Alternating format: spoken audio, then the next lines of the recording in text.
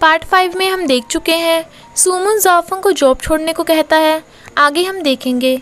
I suggest आप part 6 से पहले पार्ट 5 भी देख लीजिए, जिसका लिंक आपको ऊपर आई बटन पर मिल जाएगा। अगर आपको मेरी वीडियोस अच्छी लगती हैं तो लाइक और शेयर करना, और हाँ, कमेंट कर ज़रूर बताना।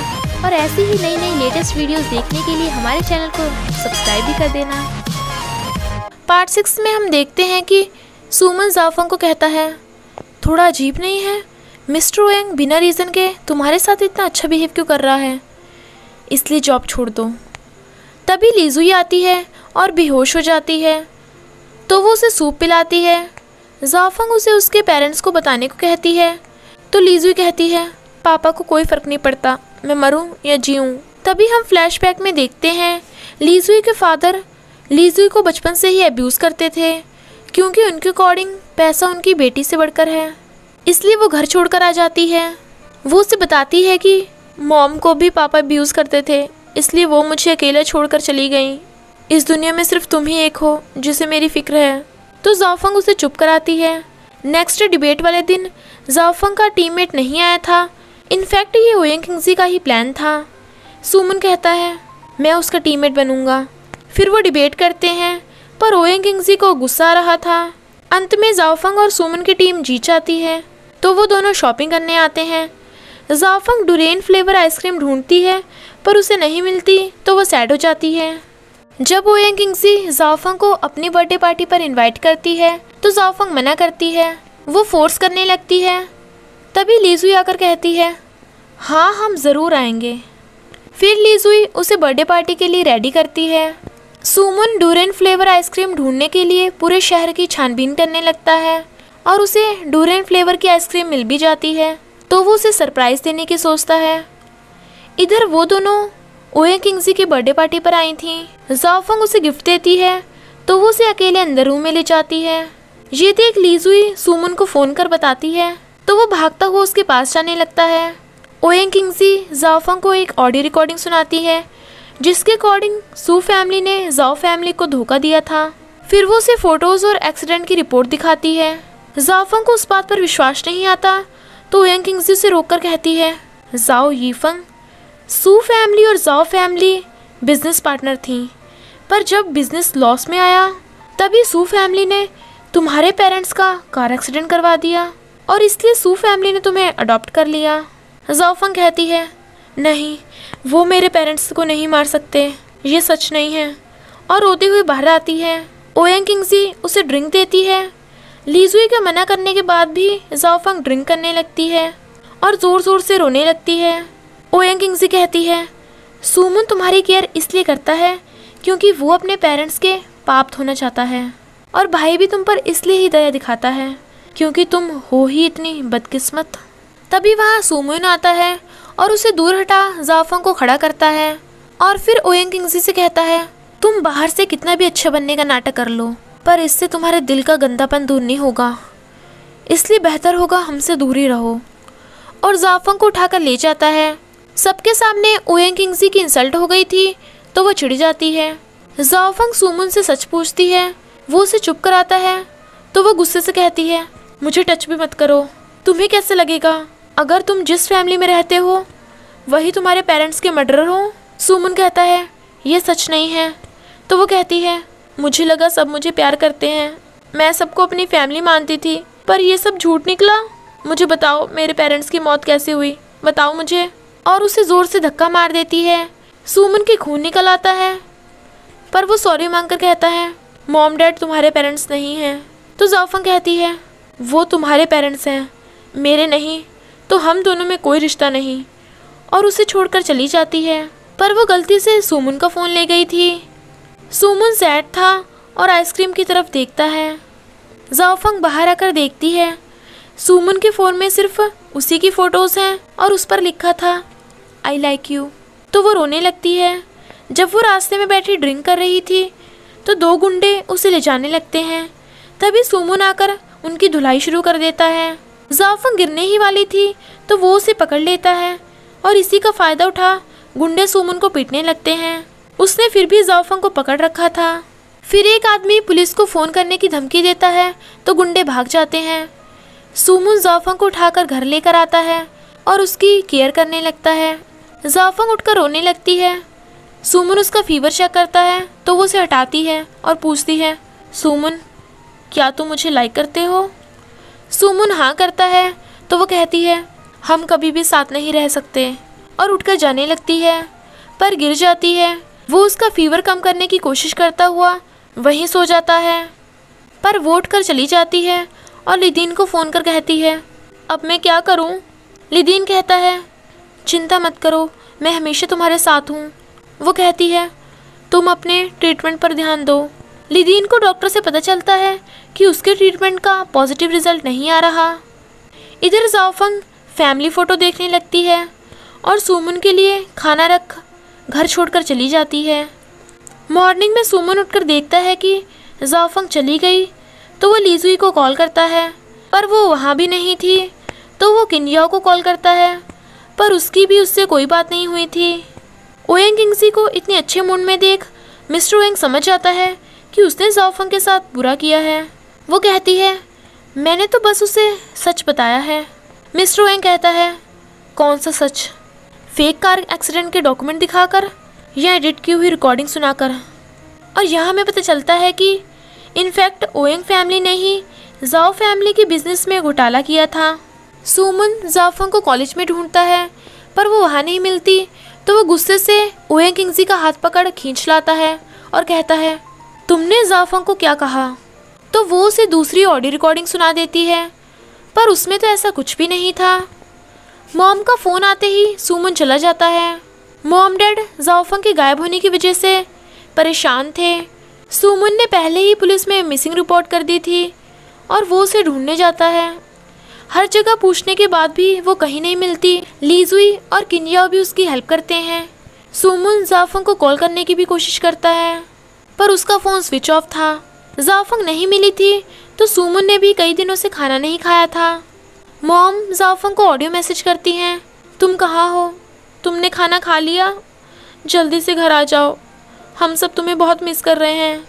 इधर जाफंग एक छोटे से रूम में शिफ्ट होती है। जब वो स्पाइडर देखकर डर जाती है तभी कुछ सोचने लगती है। तभी हम फ्लैशबैक में देखते हैं जब वो स्पाइडर से डर जाती थी तो सुमन स्पाइडर को मार देता है और फिर उससे डराता था। तो वो मॉम डैड को आवाज़ लगा देती है। मॉम डैड सुमन को डांटते हैं तो वो उसे घूरता है, पर जाफंग बहुत खुश होती है। फिर जाफंग हिम्मत कर स्पाइडर को मारती है। वो अकेली छत पर खड़ी ज़ोर ज़ोर से चिल्लाकर रो रही थी। इधर सुमन भी जाफंग के बिना रोमियो बना पड़ा था। जाफंग कॉलेज आती है तो टीचर गुस्सा होते हैं क्योंकि उसके मॉम डैड उसे पागलों की तरह कई दिनों से ढूंढ रहे थे। वो माफ़ी मांगकर डॉक्यूमेंट में अपना नाम जाफंग से जाओ यीफंग करवा देती है। ओएंग किंगजी उसे हेलो करती है पर वो उसे इग्नोर कर चली जाती है।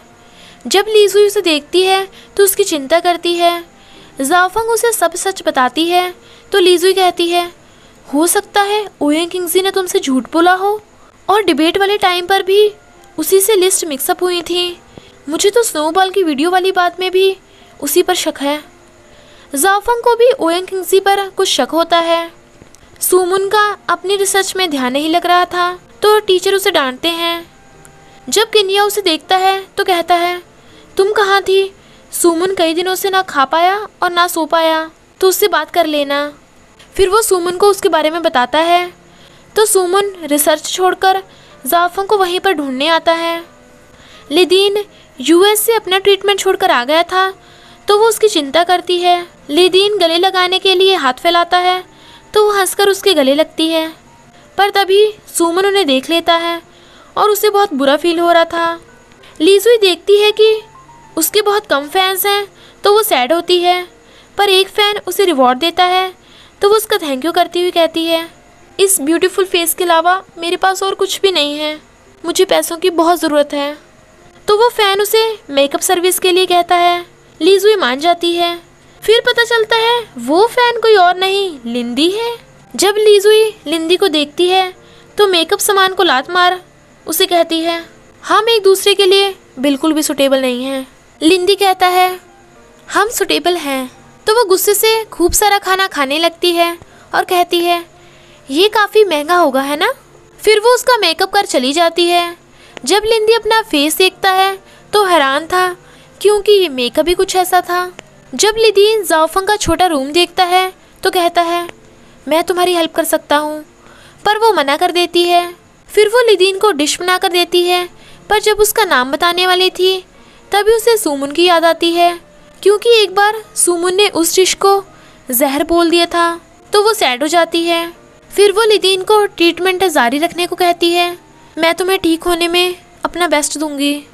जब लिदीन घर चलने को कहता है तो वो उसे कार में भेज देती है और खुद रास्ते में जाकर बैठ जाती है। फिर वो फ़ोन में मॉम का वॉइस मैसेज सुनती है। तभी उसे डीमन का फ़ोन आता है, पर वो काट देती है। वो देखती है कि उसके पास बिल्कुल भी पैसे नहीं, तो वो वहीं पर सोने लगती है, पर एक आदमी उसे भगा देता है।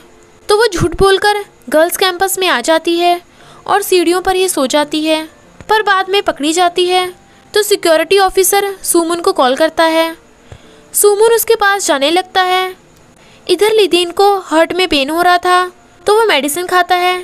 तभी उसे जाओफंग का मैसेज आता है, क्या तुम यहाँ आ सकते हो?